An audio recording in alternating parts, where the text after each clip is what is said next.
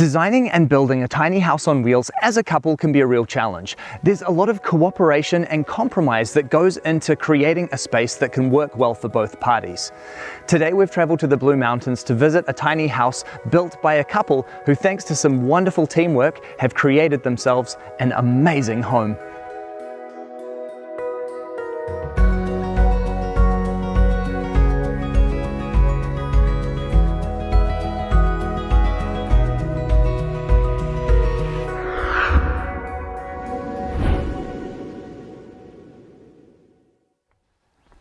Hi Lisa. Hey Bryce, how you going? Good, thank you. Nice to meet you. G'day Matt, how's it going, mate? Good, thanks.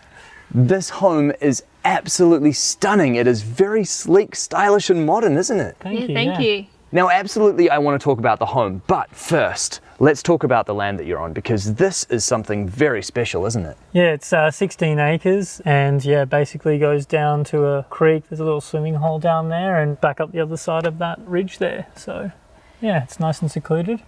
And how did you come to be on this property? Basically about 10 years ago, maybe 8 years ago, there was a big bushfire that came through this area and burnt down a lot of the homes in this street and in this area. So we scored this block out of it, basically. And then this area that you've built onto the house as well creates a really lovely space outdoors to enjoy it all, doesn't it? Yeah. I think it's pretty important with tiny living to be able to expand outside and get that bit more use out of it, you know. When you get people over and you're all in the tiny house, it's very cramped. So you need somewhere to sort of come out and you can spread out. Yeah. Not to mention it's a nice view, and on a sunny day, it's really nice out here. Now, let's talk about the tiny house. As far as tinies go, it is not very small, is it? I guess as far as tinies go, you know, it's a lot smaller than my full-sized house that I came from, but yeah, it's pretty lofty. What size is it? The floor is 9 meters long by 2.5 meters wide, but because of the rakes on either end, the roof is a couple of meters longer. Yeah, the height is 4.3 on that side to the bottom, varying. There's the chimney to take into account and some unboltable stuff, but yeah. I think one of the things in our loft, we wanted to be able to stand up and walk around because we didn't want to have to crawl in or anything like that, so I'm happy with it anyway. And now talk to me about the style of the house, because it is really interesting how you've created this entirely black exterior. I guess it is a bit stark, but I just like black. And I think it actually kind of blends into the valley. Like there's a few black features obviously from the fire, and yeah, I think it kind of suits it. And it looks quite striking here, so I think you've done a really good job with that. Thank you. What was it that actually inspired you to build a tiny house on wheels? That was me. I've been obsessed for a while, watching reality TV shows about tiny houses, Googling them, Instagram, Facebook, you name it, you know, looking them up. Sort of wanted to build one or at least buy one at some stage, and then I met Matt, so now I have one. So we met online. It was one evening at the pub with my best friend, and she wanted to play with my phone and my online dating apps, and it sort of sparked from there. We had a date at a very seedy pub. Yep, that was her idea. Yep. I needed a getaway plan, you see. Yeah. Yep. It was just close in case. to the station. Yep. And yeah, she really just wouldn't shut up about these tiny houses, and I really hadn't seen much about them, but she's showing me all these Instagram accounts, and I sort of didn't really think much of it at the time, but yeah, no, she kept on about it. So yeah, once I looked into it, it seemed achievable, you know, and I do like a challenge. So I thought, I'll give it a go. What's the worst that can happen, you know? Throw a bunch of stuff out. Yeah, so I guess I convinced you to build a tiny house. He'll build me a tiny house, actually. Yeah. She did give me full disclosure. I even gave him points in time to bail out. And I was laying in bed and I said, are you sure you want to do this? Are you absolutely positive you want to do this? After the trailer was bought, yeah. Once the frame was on, that was it. Yeah. And now this project was done as a DIY build, wasn't it? Yeah, majority of it I did myself or with some help from friends and colleagues and stuff, so yeah, they did hate a lot of it, but you know, in the end I think everyone's pretty proud of it. And you have a background in construction, don't you? Yeah, I do run a bathroom and kitchen renovation company, and so a lot of it was sort of ideas that I'd seen around or things that I'd really wanted to try out, but I couldn't get anyone to go for. So yeah, I thought, oh, I'll do it myself then, you know. Now, before we go inside, I want to talk about the contraption at the back of the house, which I noticed walking down. What on earth is that? That is my custom designed cat run. It seemed simple when I first began doing it, but definitely had to lean on my mates to give me a hand with it. Basically, I've got these 2 cats and they're my children, and I didn't want anything to happen to them moving to the bush, or I didn't want dead birds on my bed. And also I didn't want the kitty litter inside because it's too small. So yeah, it works well. They love it actually. What a great idea. That is very clever. Well, can we take a look inside the house and check out what you've done on the inside? Absolutely. Let's do it. All right, thank you very much. After you. This is absolutely stunning. You really do notice the extra height in here, don't you? Yeah, you do. The void definitely adds some really nice extra light and extra room. Now the design in here is really interesting and quite beautiful. I really love all of the artistic features that you've put in. This light feature at the top here is really special, isn't it? Yeah, it's fun. Yeah. A bit of Rio, a couple of lights, fairy lights, and some plants, and up I she did goes. get it up there by myself somehow, which was a challenge, but yeah, I think it came up pretty well for a couple of old rusty sheets of steel left over. It certainly did.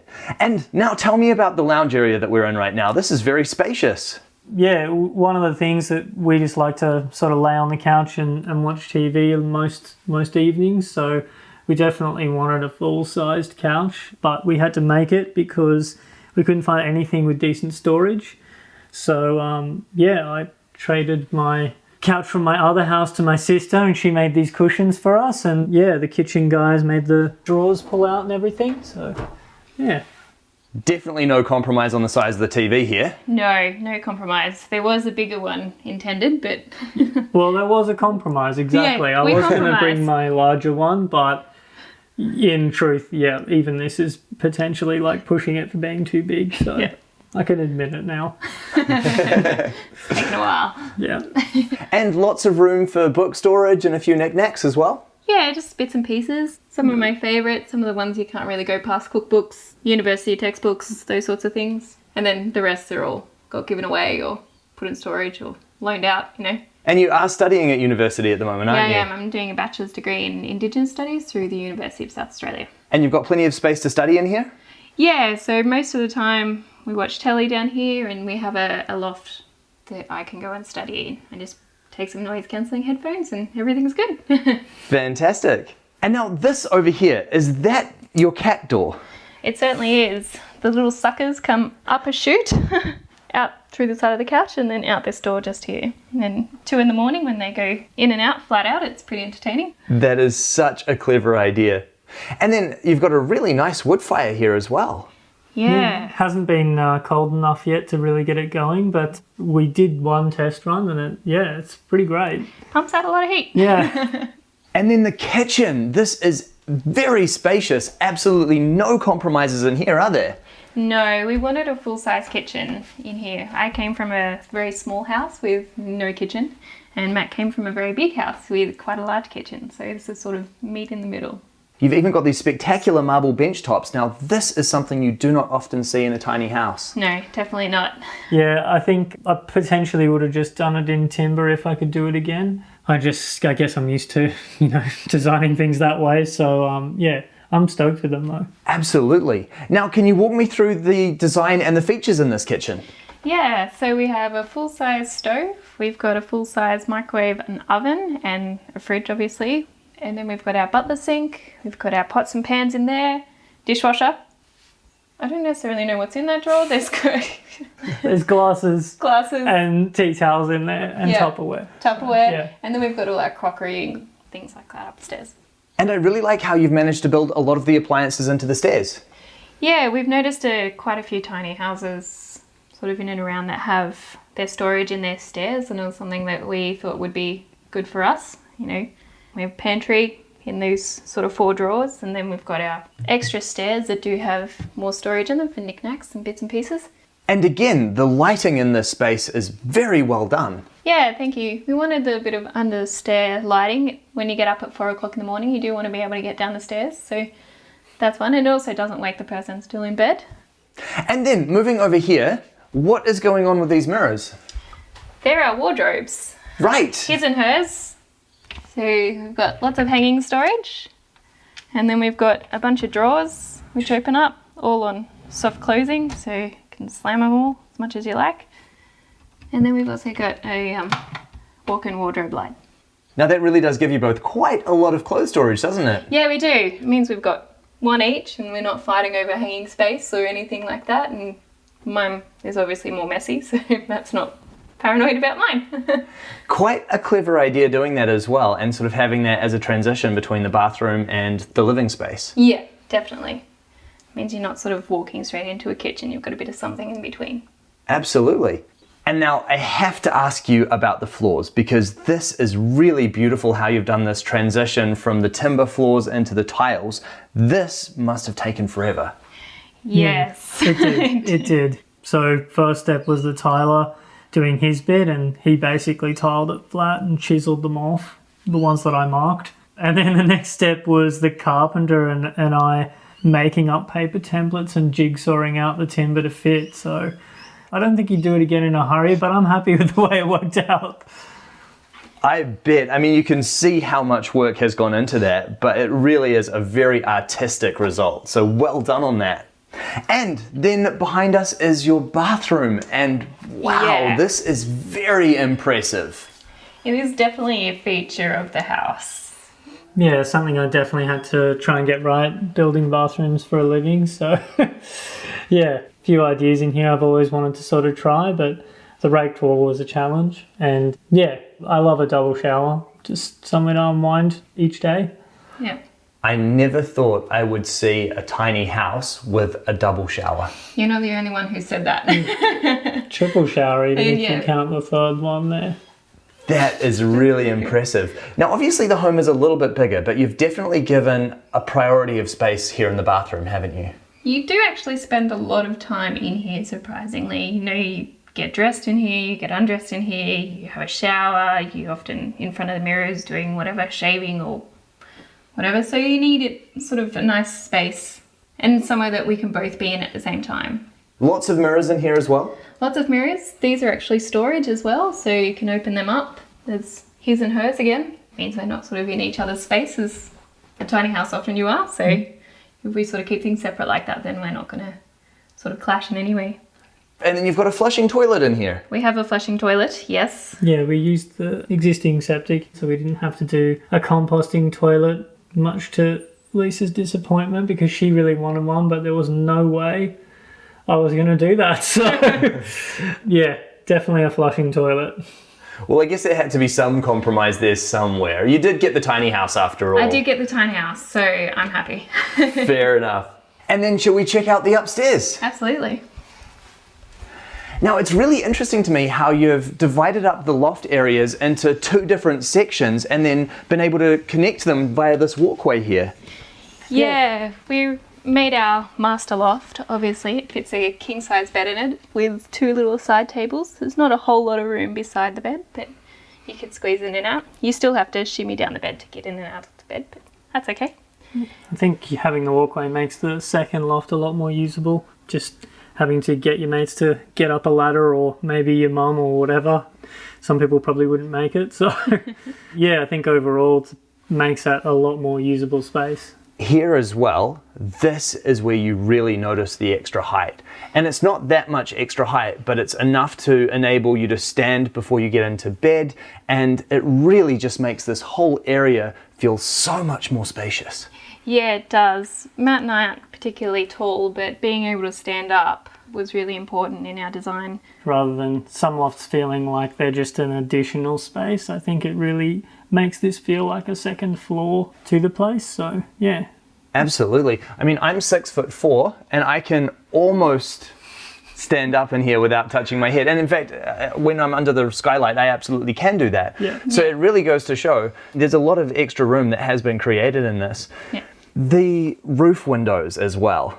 What a great feature in here. I mean, it's lovely how you've extended them along the entire line of the roof, so you've always got a very dynamic view of the changing sky, don't you? Yeah, you do. At night time, it's really lovely. You can see the stars. During the day, it does create a bit of an oven, but we have put the blinds on, so it's not so bad. But yeah, it really creates a lot of extra space. You don't feel so enclosed. Now, you've been living in the tiny house for 4 months. Is the home living up to your expectations? Absolutely. Yeah. I came from a small house, so the transition was pretty easy for me. Coming from a bigger house.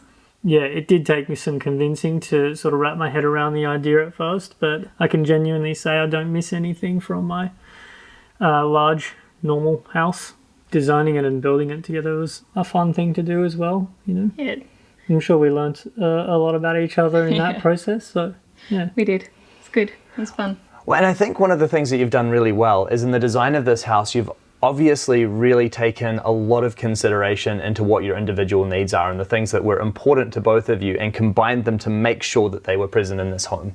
That was the whole idea, is like if you are going to move in together, you do need to make sure that you both have spaces that are specifically for you or that you specifically need. So yeah, it's important.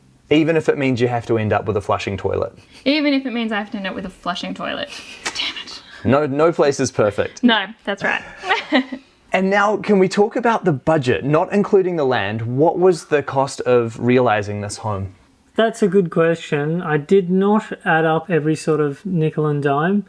There were a few favours and stuff in there, and a lot of it I did myself. So yeah, I think it probably worked out around 90,000 or something like that. I think $80,000 is a remarkable budget, and obviously that also does reflect that you've put a lot of labour into it yourself, and no doubt a few boxes of beer in the process. Yeah, quite a few cases. So the tiny house is pretty much a dream come true now. I've got to find something else to want.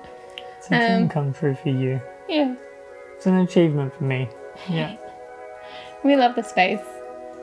We've only been here a couple months, 4 months, but we're making it ours now. I think it's starting to feel like home.